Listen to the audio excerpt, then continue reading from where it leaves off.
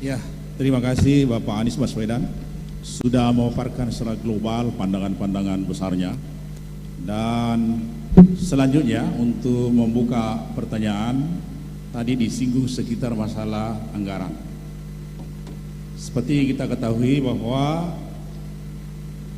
dana penelitian, ya, Pak Anies ini pernah menjadi rektor di Universitas Paramadina, pernah Menteri Pendidikan dan Kebudayaan, dan pernah menjadi gubernur.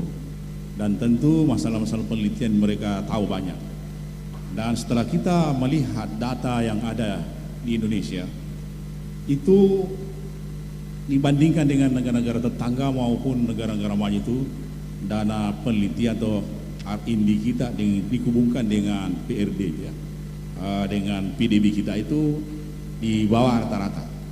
Sementara penelitian itu terkait dengan masalah-masalah inovasi.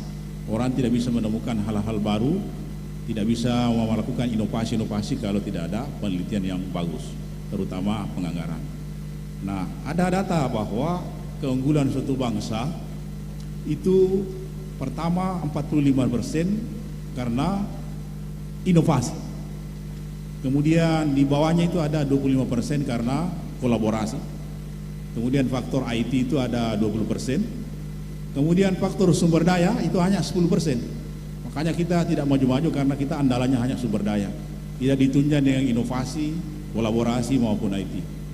Oleh karena itulah kita barangkali melihat di sini perbandingan Indonesia.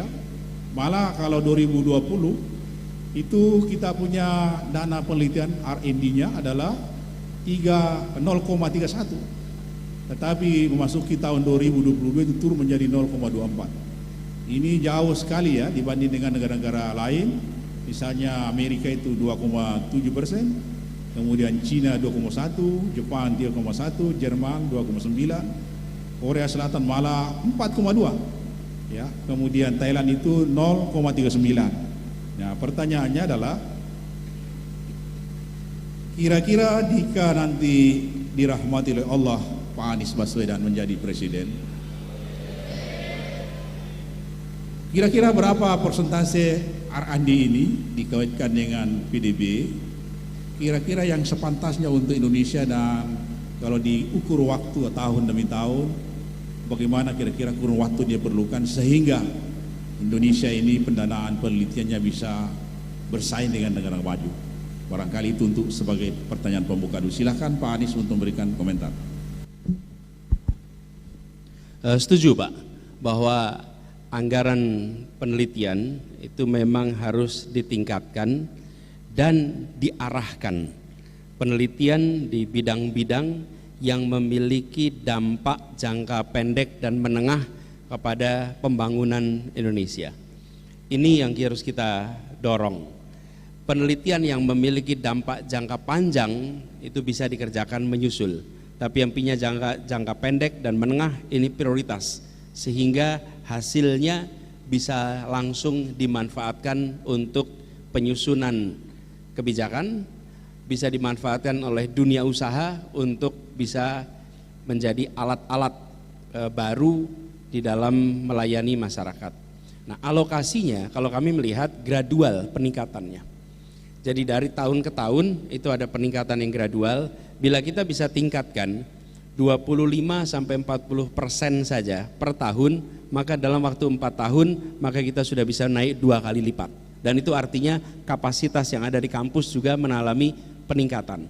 Bila kita lompat langsung terlalu tinggi, apa yang terjadi? Belum tentu kapasitas yang tersedia siap untuk merespon. Tapi bila ada peningkatan secara gradual, setelah berjalan 4 tahun saja, kita akan mengalami peningkatan 100% karena naik 25-40% per tahun. Kalau bayangan saya peningkatannya gradual dan alokasinya untuk bidang-bidang yang langsung punya manfaat untuk Indonesia. Apa yang dikerjakan Korea?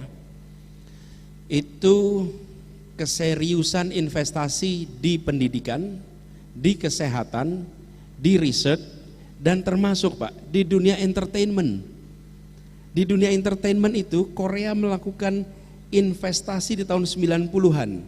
Negara hadir membelanjakan teknologi-teknologi baru yang kalau swasta belanja nggak akan efisien. Untuk perfilman, untuk musik, fasilitasnya dari mana? Negara yang belanja, bukan swasta yang belanja. Karena itu mereka punya alat mixer film yang sangat rumit, punya alat mixing musik yang sangat rumit.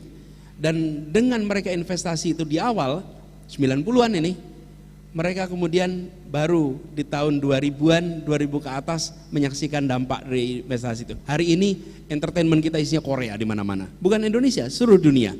Dan itu terjadi karena negara mau investasi awal. Indonesia tidak boleh tidak melakukan itu. Dan rumusnya better late than never. Gitu Pak, makasih.